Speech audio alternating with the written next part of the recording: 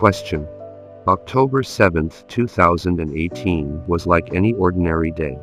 After paying respect to Buddhas and Bodhisattvas and reciting sutras in the Guan Yin Citta center, a whirl of mist appeared encircling the room.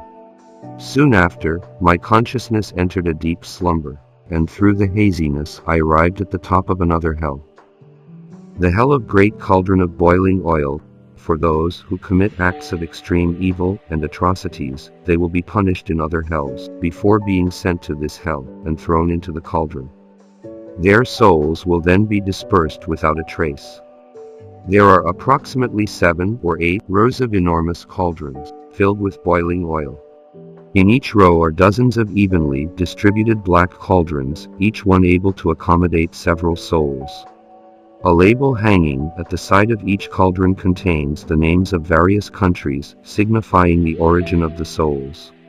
Anybody committing acts of extreme evil and atrocity when they are alive will be transferred here after serving their time in other hells. Their souls will be thrown into these boiling cauldrons and fried until completely dispersed. The cauldrons are gigantic. And so are the enforcement officers, who are bigger and more powerful than the ones in the unintermittent hell. One of them says to me, "I am the enforcement officer of this hell." In the past, there were not so many cauldrons and they were a lot smaller. With the development and progressive human society, the rate at which people create negative karma has also increased significantly. In the past, people didn't dare commit such evil deeds. But today, for the sake of pursuing more wealth, fame and power, they do whatever it takes, even if that means stealing, making unethical profits, hurting others and so on. And so the number of cauldrons steadily increases. When we receive notice of all the offenses committed by a soul, they will be dropped into the frying oil and be completely dispersed. To be clear, the soul disappears completely, ceasing to exist. Nowadays, many people appear good only on the surface.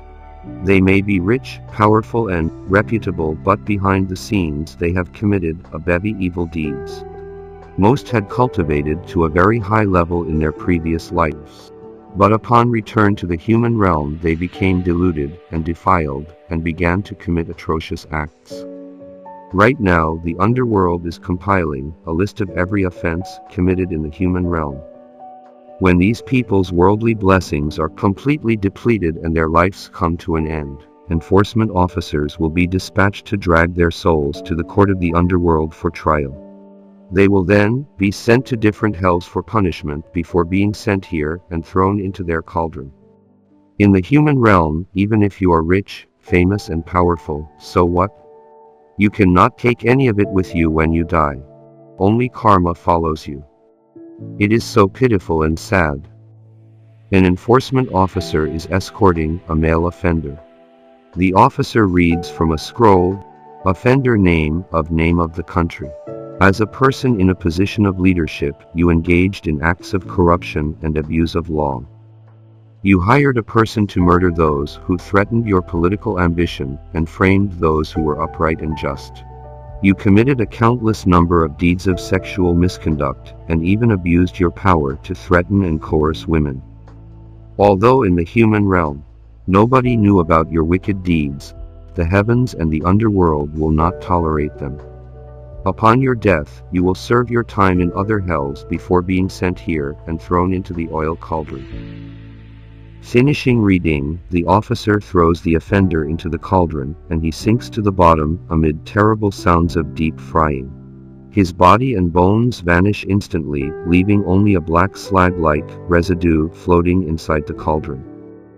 A trail of black smoke emerges from the bottom of the cauldron, alighting on the residue. The enforcement officer uses a sieve to remove the black residue from the oil and pours it into the drains at the front of the cauldron.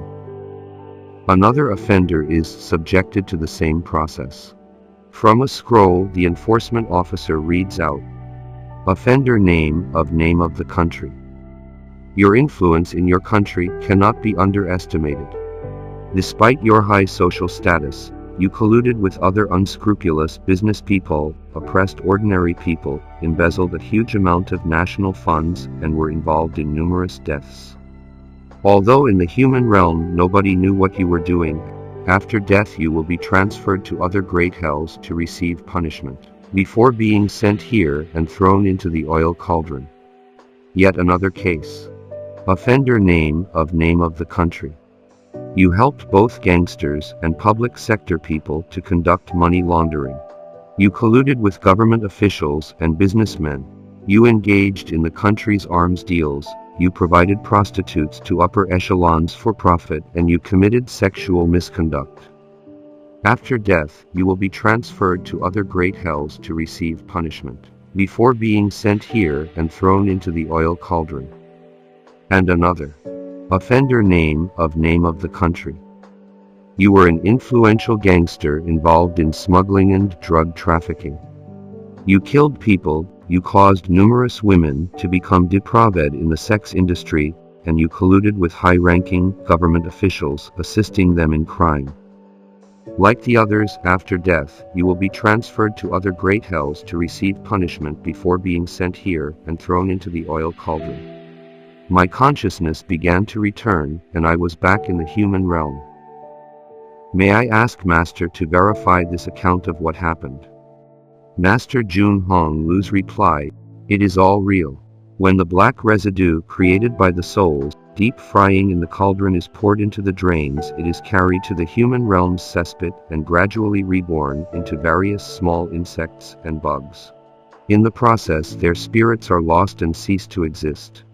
I've said it before, but this is why you should never ever commit such unwholesome deeds. You cannot deceive the Bodhisattvas, gods or spirits. Those who commit evil will surely undergo retribution. It's utterly pitiful.